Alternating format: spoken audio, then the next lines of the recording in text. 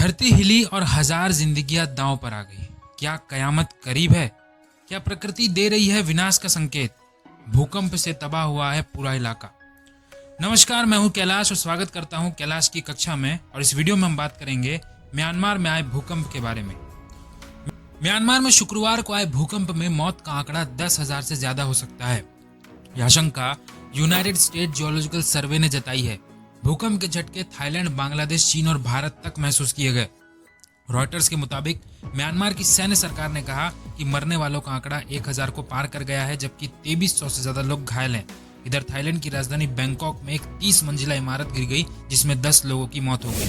Myanmar में शुक्रवार सुबह 11:30 बजे 7.7 तीव्रता का भूकंप आया। म्यांमार और थाईलैंड में यह 200 साल बाद का सबसे बड़ा भूकंप है। भारी तबाही के चलते म्यांमार के 6 राज्यों और पूरे थाईलैंड में इमरजेंसी लगा दी गई है। थाईलैंड की राजधानी बैंकॉक में भूकंप के बाद एक निर्माणाधीन इमारत गिर गई। इसमें अब तक 10 लोगों के शव निकाले जा चुके हैं। बैंकॉक के डिप्टी गवर्नर ने बताया कि 3 निर्माणाधीन इमारतों में से 101 लोग लापता हैं। वहीं म्यांमार के पूर्व प्रधानमंत्री आंग सान सूची सुरक्षित है। यह जानकारी बीबीसी ने सूत्रों के हवाले से दी है। सूची म्यांमार की जेल में कैद है और म्यांमार में सेना ने 2021 में तख्ता पलट कर दिया था। इसके बाद सूची को हिरासत में रखा गया था और साल 2023 में भ्रष्टाचार समेत कई आरोपों में उन्हें जेल भेज दिया गया।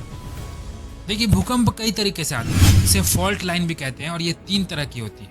इसमें पहला होता है रिवर्स फॉल्ट, यानी भूकंप के दौरान जब जमीन का एक हिस्सा ऊपर की तरफ उठता है उसे रिवर्स फॉल्ट कहते हैं। दूसरा होता है नॉर्मल फॉल्ट। इस फॉल्ट में जमीन का एक हिस्सा नीचे की तरफ जाता है, यानी जब जमीन का हिस्सा ऊपर की तरफ जाएगा तो रिवर्स फॉल्ट है, और जमीन का एक हिस्सा जब नीचे की तरफ जाता है तो उसे नॉर्मल फॉल्ट कहते हैं। तीसरा होता है strike slip fault. Tectonic plate में जब फ्रिक्शन होता है तो उस वजह से जमीन का जो हिस्सा एक हिस्सा आगे पीछे की तरफ खिसकता है, इसे स्ट्राइक स्लिप फॉल्ट कहते हैं। म्यांमार में धरती की सतह के नीचे चट्टानों में मौजूद एक बड़ी दरार है जो देश के कई हिस्सों से होकर के गुजरती है।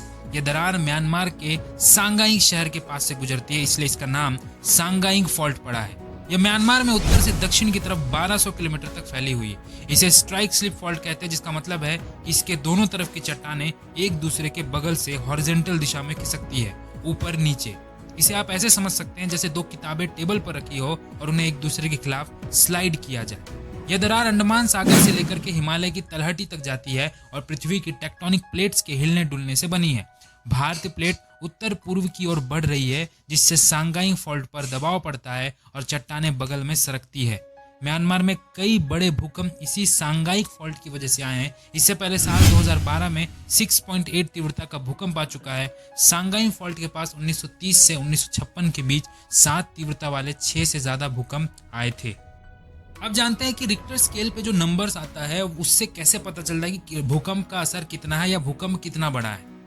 तो देखिए, जब रिक्टर स्केल पे 0 से 1.9 का भूकंप की तीव्रता बताए तो ये सिर्फ सिस्मोग्राफ से ही पता चल पाएगा, यानी इंसान इसे महसूस नहीं कर सकते। जब भूकंप 2 से ऊपर जाता है तो हल्का वाइब्रेट होता है, यानी 2 से 2.9 का जब रिक्टर स्केल पे तीव्रता दिखाए तो उसमें एक हल्का वाइब्रेशन हम असर फील कर सकते हैं।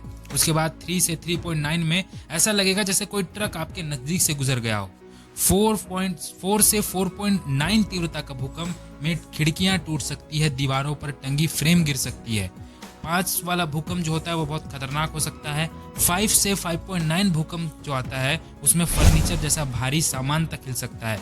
6 से 6.9 तीव्रता में इमारतों की नींव दरक सकती है, ऊपरी मंजिलों को नुकसान पहुंच सकता है। 7 से 7.9 तीव्रता जो अभी आया है म्यांमार में 7.7 का, इसने इस लेवल की तीव्रता में इमारतें गिर जाती है और जमीन के अंदर पाइप फट जाते हैं। 8 to 8.9 तीव्रता का भूकंप इमारतों सहित बड़े पुल भी गिर जाते हैं।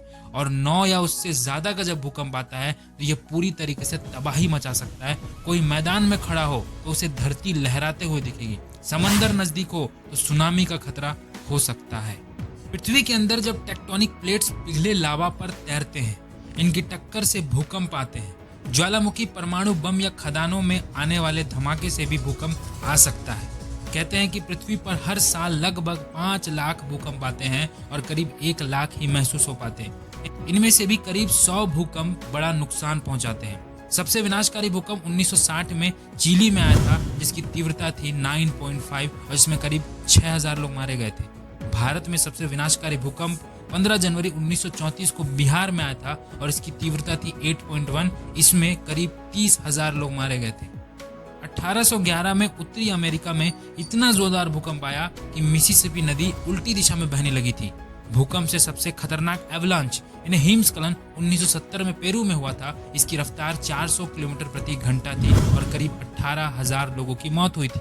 भूकंप से सबसे खतरनाक लैंडस्लाइड यानी भूस्खलन चीन के कांसू प्रांत में 1920 में हुआ था और करीब 2 लाख लोग मारे गए थे। 26 दिसंबर 2004 को इंडोनेशिया में भूकंप से हिंद महासागर में सुनामी आ गई थी और इससे करीब 2.3 लाख यानी 2.5 लाख के आसपास लोगों की मौत हो गई थी।